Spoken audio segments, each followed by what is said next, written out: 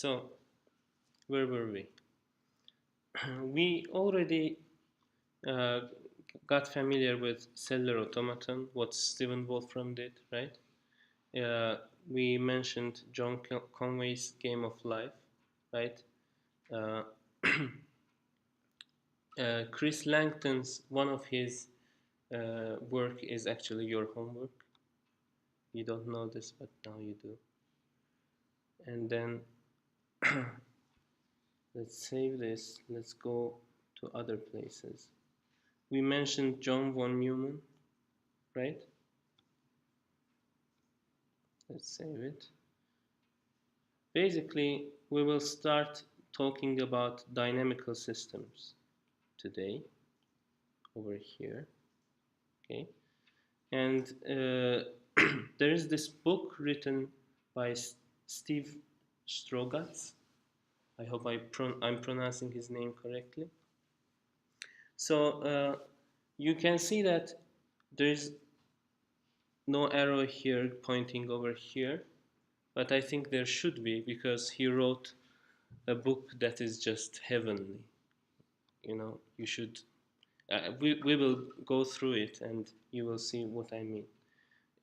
It's just the right amount of rigor and elegance and everything. Okay. Okay. Let's get familiar with Steve Moore. Steven Strogatz. I think he's at Cornell now. Okay. You can see he did some fascinating work on small world networks, right? You can see our book, the book that we will follow. It has huge impact. And he also worked with the concept of synchronization in nature, like how fireflies uh, synchronize, etc., and you know, give light at the same time. Do you have any questions so far? So let's go to the next slide. This is the book, Nonlinear Dynamics and Chaos. And let's actually start with the book, okay? So today I will just use this beautiful book, and I will highlight some of its highlights, okay? So although the dynamics is an interdisciplinary subject, it was originally a branch of physics. So everything began with Newton, right? He discovered his laws of motion and universal gravitation. He could explain two-body problem, like how the Earth revolves around the sun, right? Then the next generation of mathematicians and physicists actually tried to extend Newton's analysis to three-body, at least three-body, like sun, Earth, and the moon. And they realized that it's almost impossible to solve. That's why whenever physicists plan to work abroad, and if they have at least one kid, they tell to each other, it's a many-body problem. You know, it's very hard to solve. The breakthrough, though, came. Uh, who was it? He said, like, if you don't like the answer, change the question. It was a very famous person. So basically, Poincare, or I don't know how to pronounce his name. Do you know? Did you ever heard about Poincare? Yes, exactly. So Poincare said that, okay, let's ask different question. Instead of asking the exact positions of the planets, let's ask something like, is the solar system stable forever, or will some planets eventually fly off to infinity? Beautiful question, right? So he developed this powerful geometric approach, and actually was the first person to glimpse to the possibility of chaos. Okay. Do you have any questions so far? No? Are you happy with the way that the lecture is moving today? I hope you are. So again, beautiful to the point plots at the book. I will keep saying that this book is awesome, okay? Uh, so, a capsule of history. So, everything started with Newton. He developed calculus, etc. Then you have this Poincare dominated, I don't know, half a century. Then you have these Kolmogorov, Birkhoff, Arnold, Moser, mostly Russians. Complex behavior in Hamiltonian mechanics, sorry. Then we will talk about this. Lorentz discovered why the weather is so unpredictable. It has nothing to do with your measurements or with your numerical integration. We will see that the system has inherent chaos. Okay, we will come to that. Then there is this beautiful 10 years that produced, among other things, very nice pictures, patterns, right? We will go to them next week. No, the week after that, sorry. Now, there is widespread interest in chaos, fractals, oscillators, and their applications. Okay? So another beautiful graph. So this is for you to see the big picture, okay? This is the big picture. Let's make it bigger. Okay, so if you have just one variable and if you have a linear equation, we will come to the point what is linear and what is nonlinear, okay? For example, you have basically growth, decay, or equilibrium. You can have exponential growth like populations. You can RC circuits, for example, is linear equation, but with one unknown. It's just the charge at the capacitor, right? And radioactive decay, etc.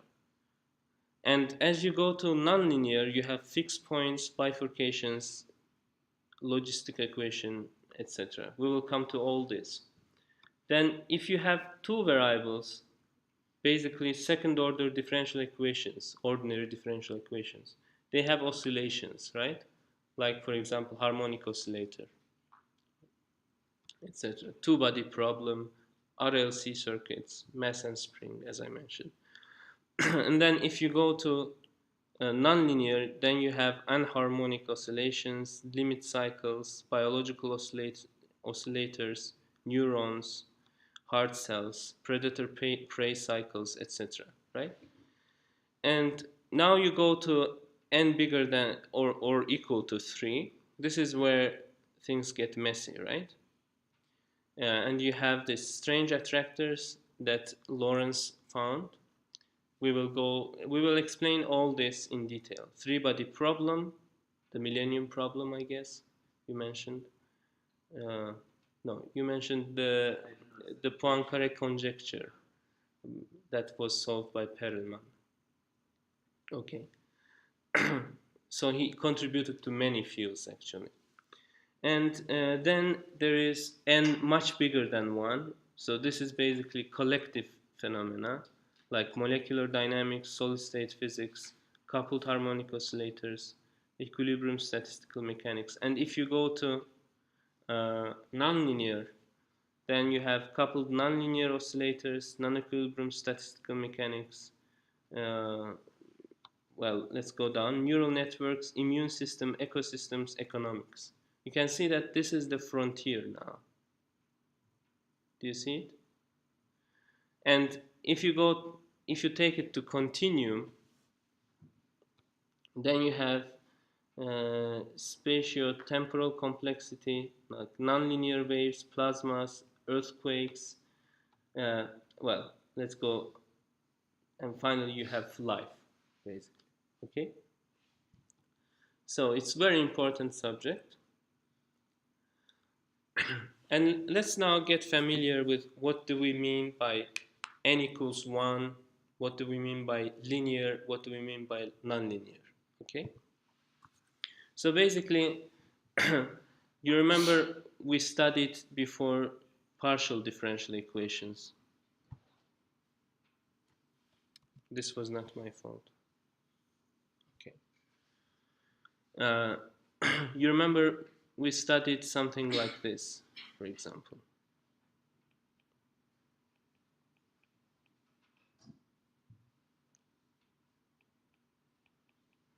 What was it?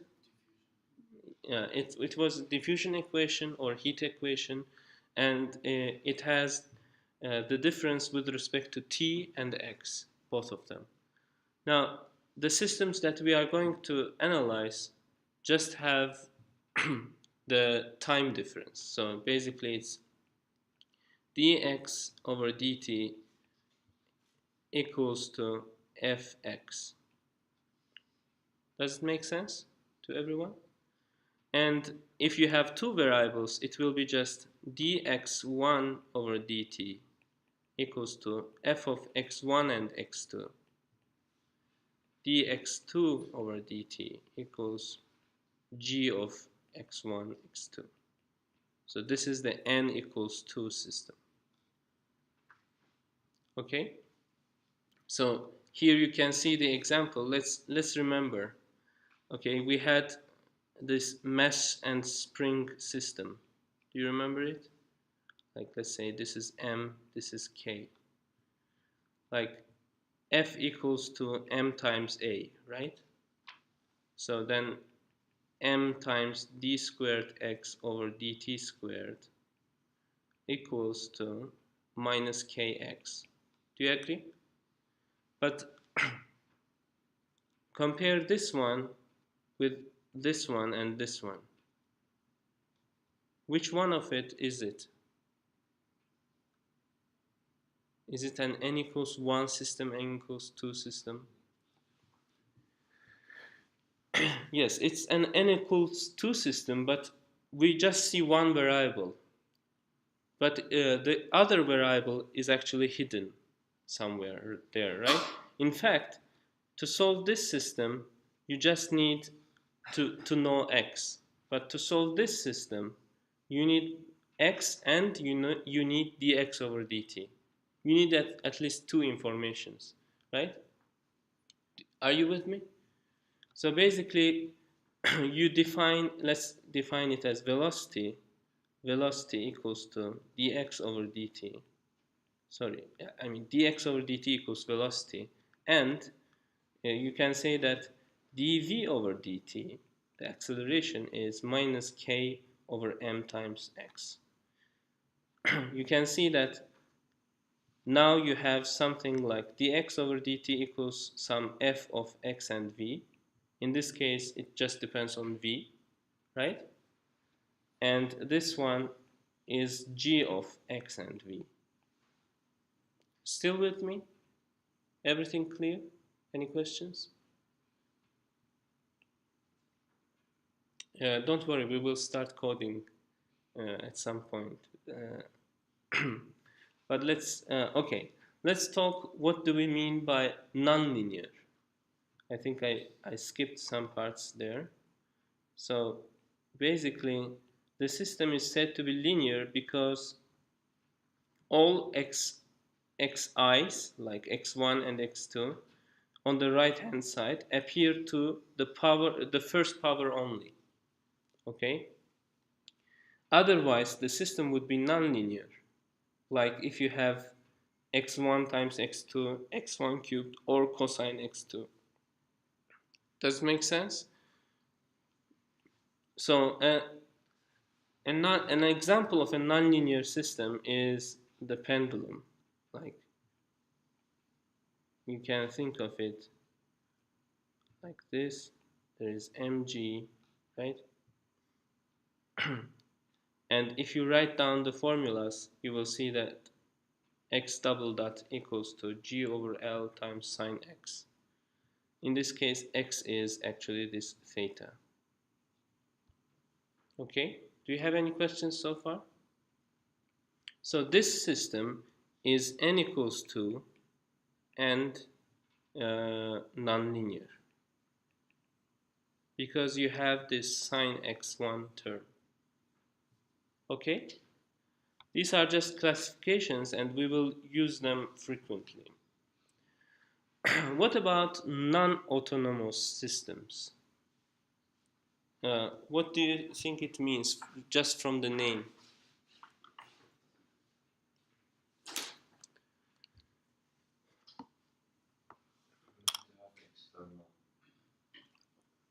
Exactly. You have some external force acting on the system. Like, for example, uh, a forced harmonic oscillator, which normally has, you normally have, this is the damped, okay, this is the normal oscillator equals 0, okay? You would start it and it will dissipate and stop, right? What if you keep pushing it from outside by some force f0 times cosine t? Do you understand my point? Normally, this equation is considered to be n equals 2 because of the reasons above, right? However, in this book, quite brilliantly, it is called n equals 3, because what you can do is you can take this t dependence and write it in the following way. So let's just assume that there is some x3 that is just equals to 1, like dx3 over dt equals to 1. What will it give you? X3 equals to t, right? So now you can turn it into our uh, familiar way of writing things. Now you write it down as if it is an autonomous system, right? You basically are including the intruder into the system. Do you understand my point? Any questions? You don't understand the point? So, okay, okay, okay. Let's say you have this spring system and there is this guy pushing it, right?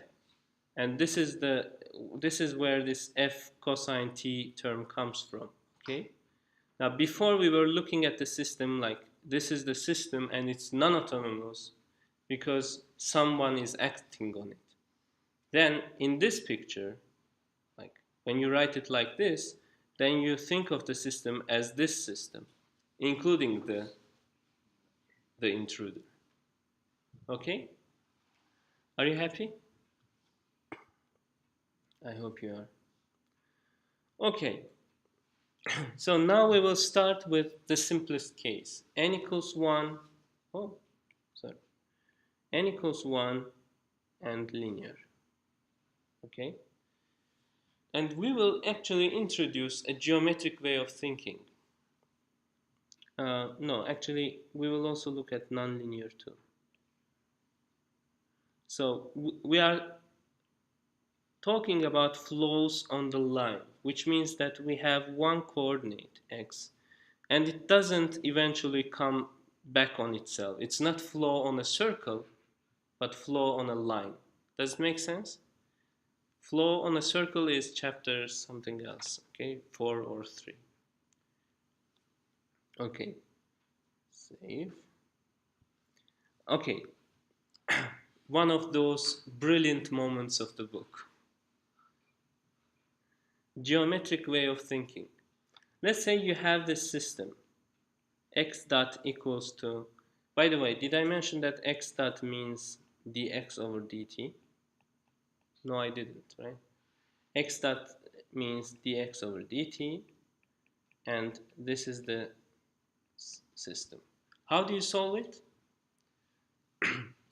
You can, usually you are not able to solve it, this kind of problems, but this time we are lucky, and we can write it in a closed form. Basically, you take this dt to the other side, dx over sine x. You integrate both sides, and basically you get this beautiful but also ugly equation, right?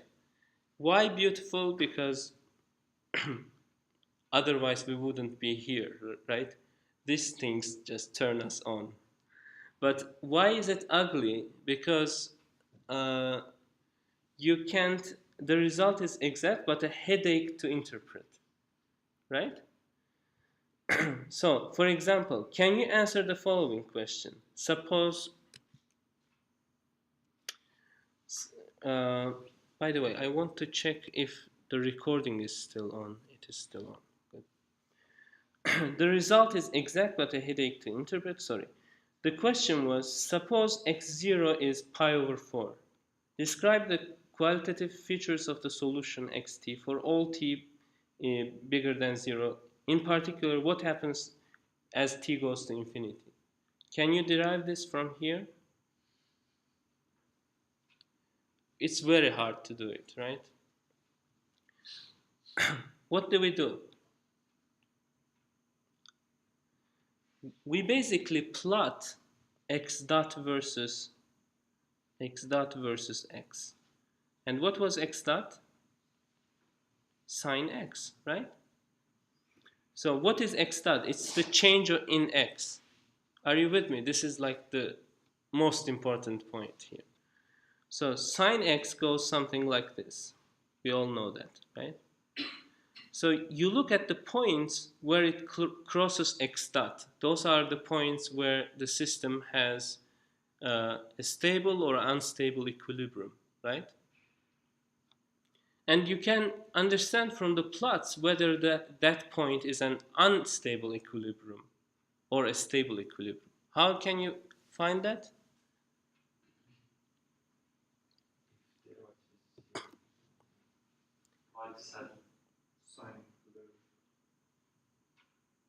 Think geometrically. Think pure, yes. By looking at the sign of the yes. slope. You were also saying the same thing? Okay, sorry. So basically, let's say I'm here. I'm over here. What's the sign of x dot? It's plus, right? Then I will move to the right. And on this line, I will keep moving to the right. On this line, I will keep moving to the left. So this one is a stable fixed point. Stable fixed point. Okay? And this one, let's talk about that one, this one. Over here I go to the right, over here I go to the left, because the sign is negative. Do you see it? Then that point is an unstable fixed point.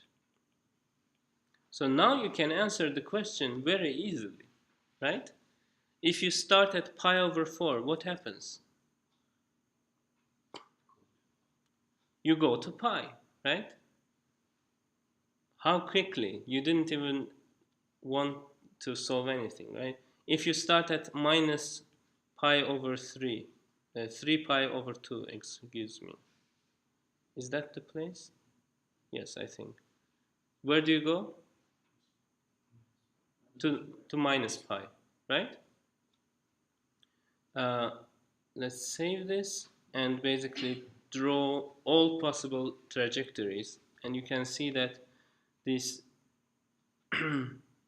stable points are attracting all the trajectories, while these unstable points are repelling. Okay? Uh, so let's actually code this very simple system.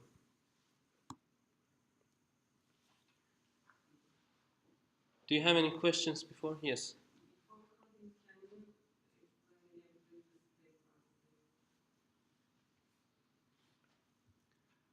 Okay. Let's go back here and let's draw again. So this is the change in x, right? If it's above the line, it's positive. If it's below, it's negative. Okay. Okay, this is x, and this is the sine function. Do you agree with this? Yes? So let's say you are over here. Okay, then okay, let's actually make it bigger. You are over here, and what is the sign of the change? Is it plus or minus?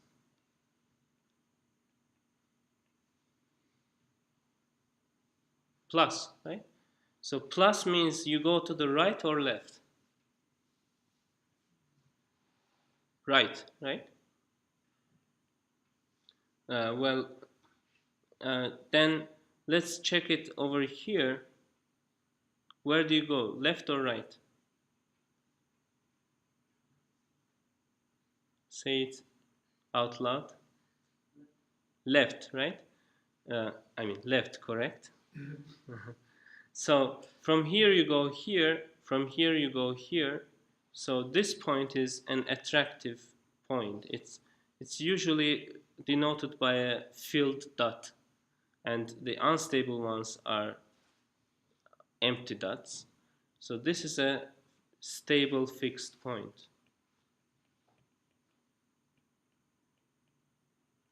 Again, over here, point. Over here you go left, over here you go right. So this one is unstable fixed point. Is it more clear? No? Thank you. So let's go back to coding.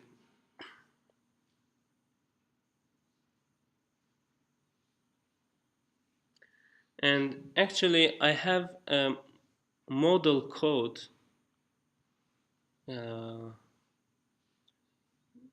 I can show you in a moment. Ode to Joy. It's, I mean, ODE, I mean, ordinary differential equation. So here I will use this famous ODE 45 function of MATLAB. It's a very useful function. It would be maybe more fun if we did all the coding, but we did it so many times. I explained you what Verlet algorithm means, the Runge Kutta and everything, right? This is doing the Runge Kutta for us. So we will have few lines, and this will take care of many things. Let me run over this line by line. Let's say I have two parameters, a equals b, b equals 2. A equals 1, sorry, b equals 2.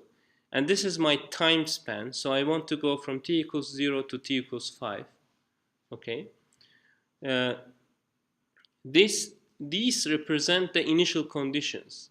So let's say I have two variables, x1 and x2, and this means that x1 starts at 0 and x2 starts at 0.01. Okay, and this line basically solves the equation for us, solves the dynamics. But where do we express the dynamics? We express it in this function that has, you know, like, do you remember x1 dot? This means like x1 dot equals to x2, and this means x2 dot equals to, let's say, a over b times t times x1. Let's actually erase this part. We will keep looking at non-autonomous systems, right? So x2 dot equals a over b times x1. So it will basically solve this problem with these initial conditions in the time span starting from 0 to 5. Are you ready? Yeah, perfect. You have this kind of problems, and okay. Thank you very much. Ready? And it basically ran, and we plotted two functions with the single line. We plotted x1 and x2 with respect to t. This is t. I believe this one is x1, and naturally it starts from 0, right? And the other one is x2, and it starts from 0.01. Okay. What about our system? So now that we have this general way of solving differential equations, we can write our own code, and let's call it, what should we call it? First try. So we don't need A and B, right? Let's just remove them from here to here to. We don't need two variables. We just need one variable, and it should start from pi over 4. Do you agree? We just have one-dimensional system, and basically we can just write okay, sorry, x1 dot equals to what? What should I write here? Sine x1. Do you agree? So let's erase this part. We are just going to plot x1 versus t. Are you ready? Oh, yes, very good. So what we were expecting, let's make it prettier. So like line width equals to 2, and let's write this line 20 is enough, maybe. Okay. You can see that we start from pi over 4 and we end up at pi as we expected, right? So if you want to draw this plot that we saw here before, this one, basically it starts from 0, maybe pi over 4, maybe something like pi over 2, pi, 3 pi over 2, etc. Let's produce at least some parts of this plot. So what I'm going to do is, I will just copy these ones, say hold on, so keep waiting, and I will plot all these other things, like starting from minus pi over 4, starting from 0, starting from pi over 2, starting from pi, etc. Okay, let's see what happens. You can see that you get this plot that we were expecting to get. So whenever you start from here, you go to this fixed point, and this point 0 was unstable, as you might remember, right? Is this a good time to give a break, or do we have? Hmm? We will see that. Uh, we will see that there can be no oscillations in these systems, and this is beautiful. Please explain your question again. Please ask your question again. We said that at point 0, we have unstable fixed point. Yes. So what does exactly mean this? Okay, very good question. So if we start at right on top of the unstable point, we are basically starting at the hill of a hill, at the top of the hill. So what happens to a ball that is on the top of the hill?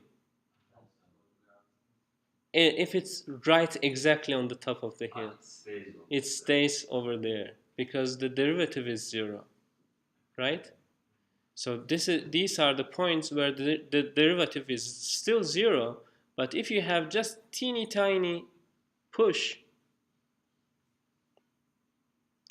then it flies away. So let's have another one with a teeny tiny push. Well, you don't see it here, but it will go away, maybe.